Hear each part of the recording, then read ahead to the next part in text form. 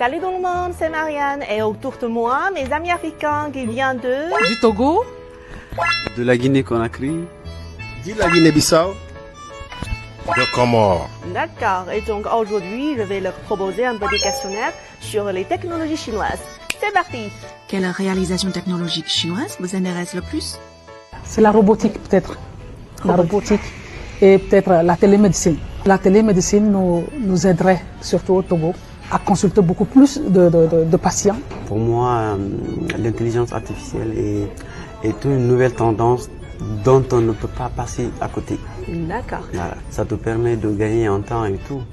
Dans l'université de Tianjin, j'ai constaté que là, ils ont déjà commencé à implanter les cœurs artificiels. Avec une réussite de plus de 80% de succès. Le moment que j'ai visité Tianjin, j'ai remarqué dans un atelier où il y avait composé pour déterminer l'état de santé de la personne sans que il y a quelqu'un qui prend les pouls. Ça m'a inspiré beaucoup. Quelle contribution ces avancées technologiques chinoises peuvent-elles apporter au monde et surtout à votre pays? Je crois que c'est la technologie des énergies renouvelables. Surtout, il y a plusieurs projets dans lesquels nous nourrissons un partenariat avec la Chine. Et le projet phare que moi je connais personnellement, c'est le projet Africa Solar Belt. Et dans le cadre de ce projet, la Chine a octroyé au Togo près de 3900 kits solaires domestiques pour essayer d'alimenter en énergie électrique les zones rurales. Ce sont des zones rurales qui ne sont pas connectées au réseau national. Donc ce qui leur permet d'avoir de l'électricité, ce qui leur permet de faire de petits commerces, de petites activités génératrices de revenus pour pouvoir vivre de ça. Le projet Simandou est un méga projet qui attire beaucoup d'investisseurs, beaucoup de partenaires. Et justement, la Chine a une grande part dans l'exécution de ce projet-là.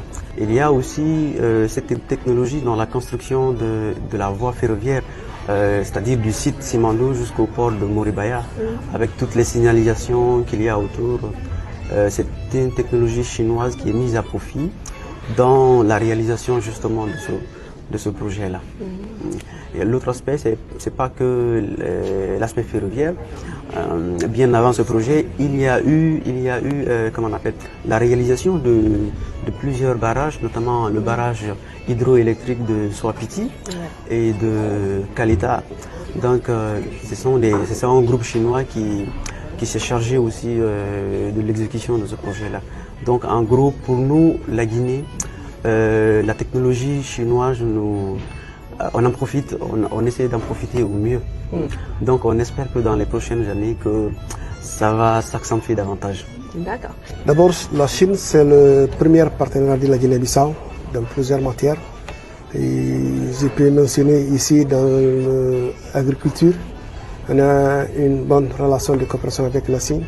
Parce que d'abord, en termes de partenariat et de coopération, on a pu avoir des échanges de connaissances et d'expériences, surtout de capacitation et de formation des jeunes cadres bissau-guinéens qui sont venus en Chine et suivre les formations dans la matière d'agriculture, de production, de diversification des produits et des semences améliorées.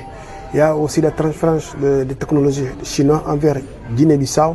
Surtout, quand je parle de transférence de technologie, je parle des machines de culture et aussi des semences améliorées.